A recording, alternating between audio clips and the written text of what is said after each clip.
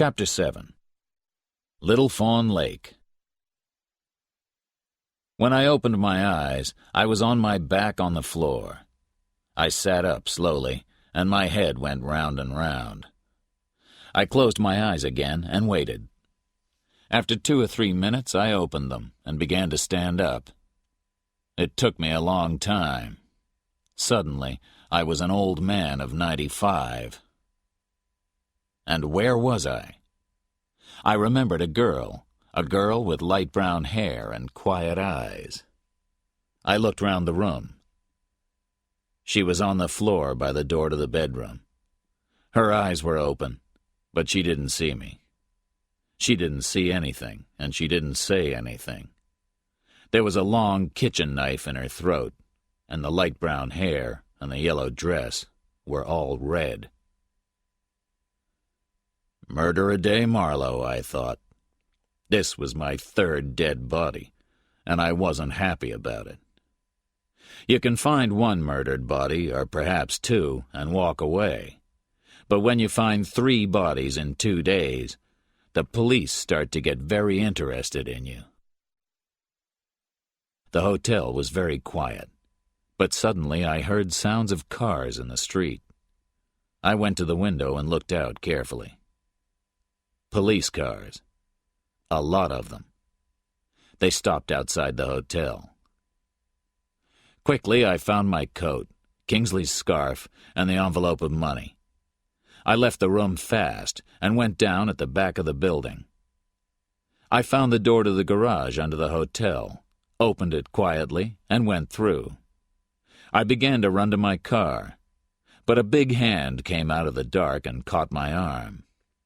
And somebody said quietly into my ear, "Let's take a walk, Marlowe." I looked round, into the very blue eyes of Detective DeGarmo. We drove away from the hotel, and then stopped and talked in my car. DeGarmo was in trouble with his boss, Weber, and he didn't want Weber to find me. "What happened, Marlowe?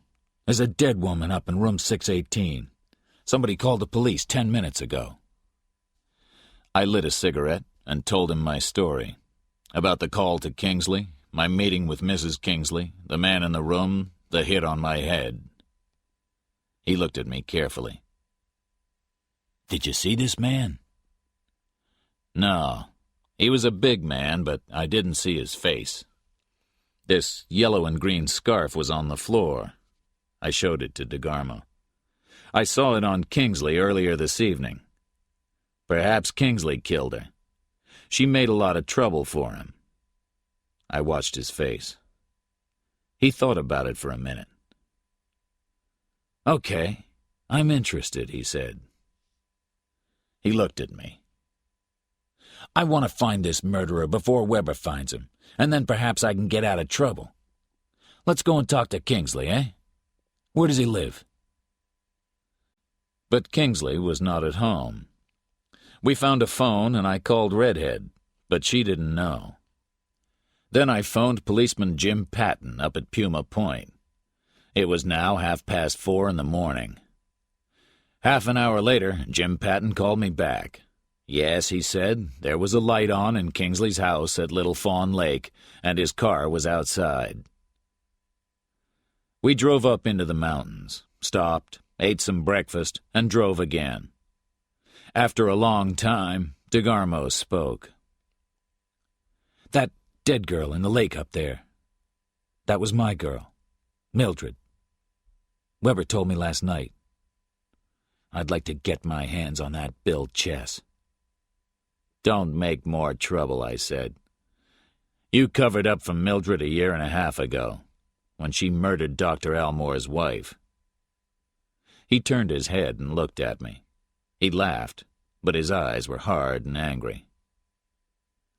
"A dangerous lady," I said, "but you loved her. She put Florence Elmore to bed and gave her a killer drug. When Elmore came home, his wife was dead. But you and he covered up for Mildred. Elmore because he was afraid, and you because you loved her. Am I right?" The big man didn't say a word. Then you sent Mildred away. So she went away and married Bill Chess. But Little Fawn Lake isn't a very exciting place, and after about a year, Mildred wanted to leave. She didn't have any money, so she wrote to Almore. No address, just send money to Mildred at Puma Point. But that's a dangerous game. The first time it's $50, the next time it's $500. Almore didn't like that, so he sent you up to Puma Point with a photograph. I think Mildred was a little afraid of you, DeGarmo. But you didn't find her, right? DeGarmo looked out of the window. After a minute or two, he said, "Okay, let's forget it. It's all finished now." We drove on to Little Fawn Lake. The sun was up now, and the mountains were very beautiful in the early morning light.